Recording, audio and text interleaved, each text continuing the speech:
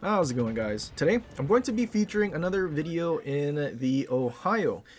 Once again, we have tested a new build. Now that we have a new BA commander that does 5% dispersion, I decided to see what would happen if we used her as an inspiration on our Optimus Prime build. So this build is also different in the fact that we don't have Hipper as an inspiration and instead opted for Haruna.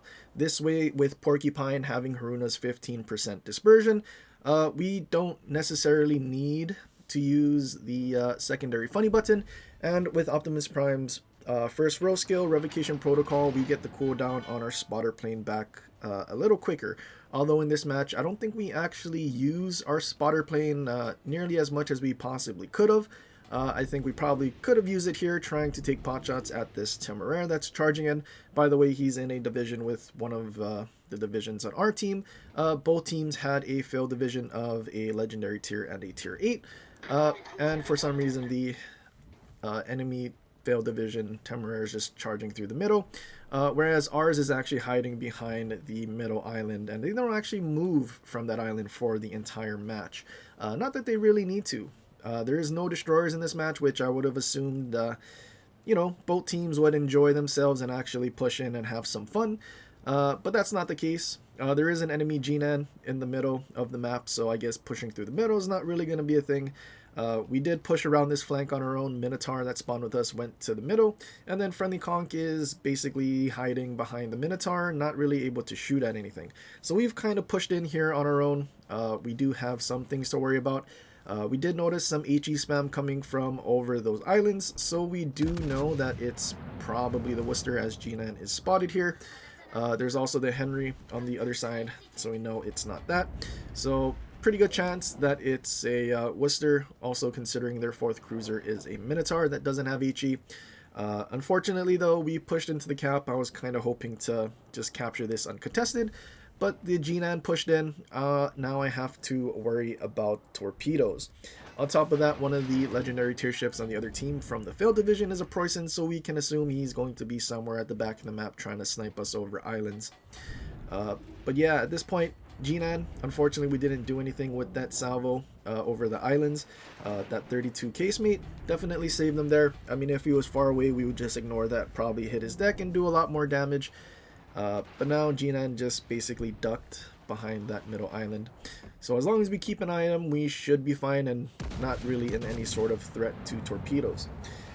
Enemy Henry reversing away from our strong flank that's actually pushing. He did reverse far enough that our shells could lob the island. Unfortunately, we don't finish him off.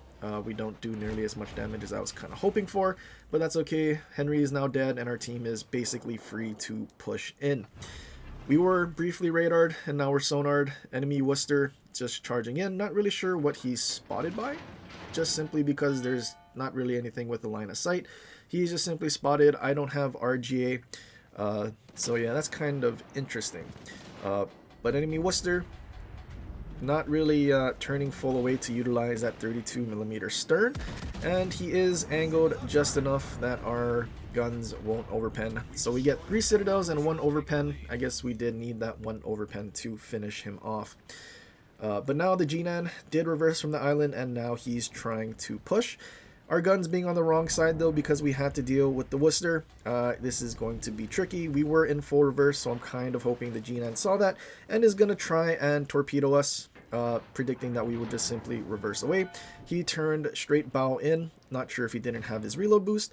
But now if we go forward, G-Nan trying to use the other side torpedo racks, he is going to have to give more broadside in order to get us. I wait long enough that I can get some citadels instead of overpenning. And shoot before he's flat broadside, and we're able to also dev strike this G-Nan. So we basically just dev struck 2 cruisers at point blank range without overpenning him.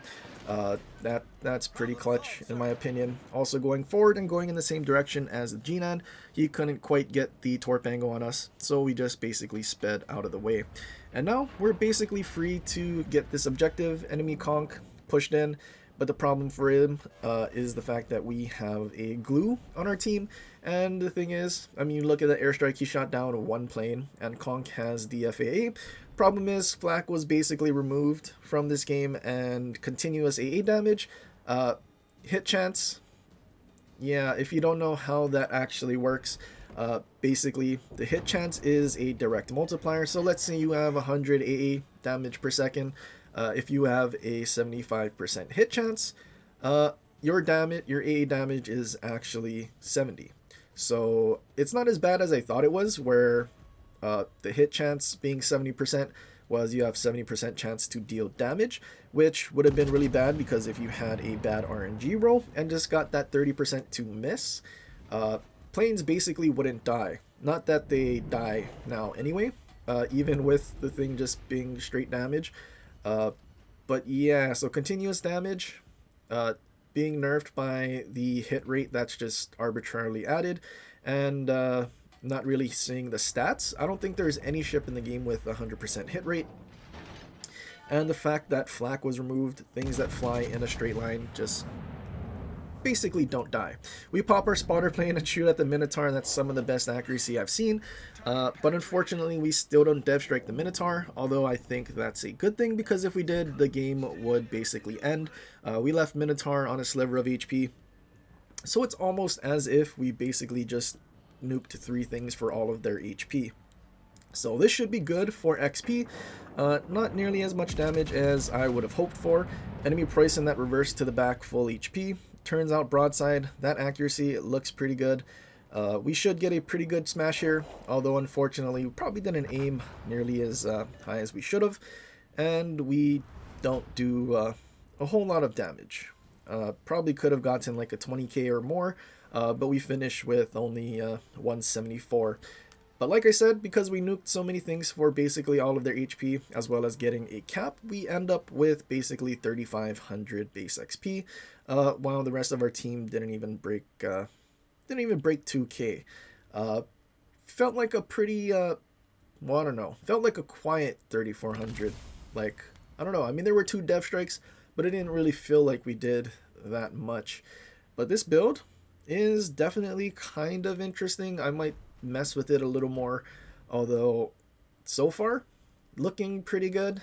Having that 5% dispersion, I mean, realistically it's 2% less than New Jersey, but then also, I mean, obviously we don't have the inspirations on top of that base accuracy that New Jersey gives, but then we get Porcupine and a lot more tankiness, so I guess a decent trade-off.